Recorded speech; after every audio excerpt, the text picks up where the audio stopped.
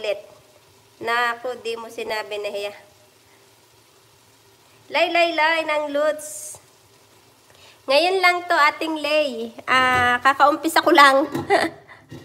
Wala na ngang ano-ano eh. Wala nang demo-demo pa, oh, di ba?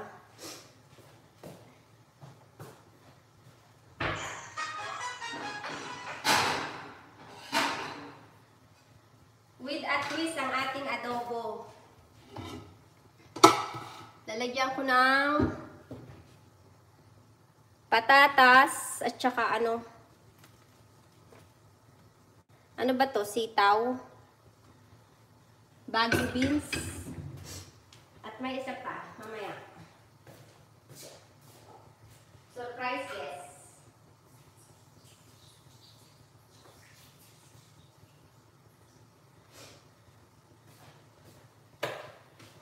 Naka-live pala ating lazy si Sis Lor. Hindi ko naman kasi nakita. Akala ko chat-chat tayo. Si Ate Marisa yon yung niya. Oo. Okay lang yun. No problem ating yun. Beans yan. Beans. Beans siya. Ayan na yung ating manok.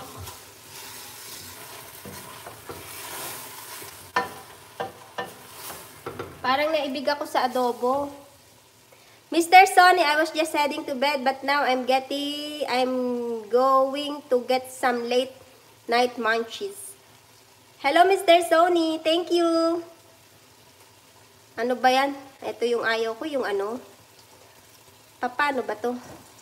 Ay, hindi ko pala maano dito. Mr. Sonny, I will put you moderator. Meron ka naman ah. Why you are naked? Why you don't have clothes? I put you before. Ating ano bang nangyari? Ikaw ang pinindot ko. Pas. Okay na yan with the twist. Ay, ano ba yung nangyayari dito, ating? Sorry. Hindi ko alam. Ayan, duguin lang mo. Hindi ako nag-hide niyan, ating. Ay, bakit? Ba't nahubadan ka, ating? Bakit nahubadan? Sorry, my hand is shaking.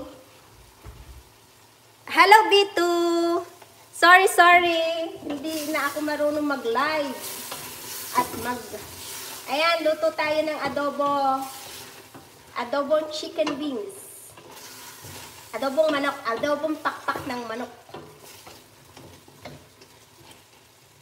With a twist. Ayan o. Kakabagin ako. May damit ka na ulit. Ads. Tamsak B1. Salamat B2. Ayan o. With a twist. Salamat sa mga pumasok. Chicken wings. Yes, Mr. Zoni. Do you eat adobo? Adobo. This is a Filipino, ano ba ang tawag doon? Dishwashing liquid. Nang Lutz, hello from B2. Good evening there, Mr. Zoni. Ating also. Ayan. Medyo palambutin ko lang siya. I had chicken mole tonight. Filipino dish. Filipino dish pala, ating. Akala ko Filipino dishwashing. Dishwashing liquid na tuloy yung niluluto ko. Ayan, hindi ko kasi alam kung paano yung ginagawa nyo, ating. Pag magkukuking, nakita yan. Roast whole chicken Mexican dish. Oh. That's good for ano ba yung Easter?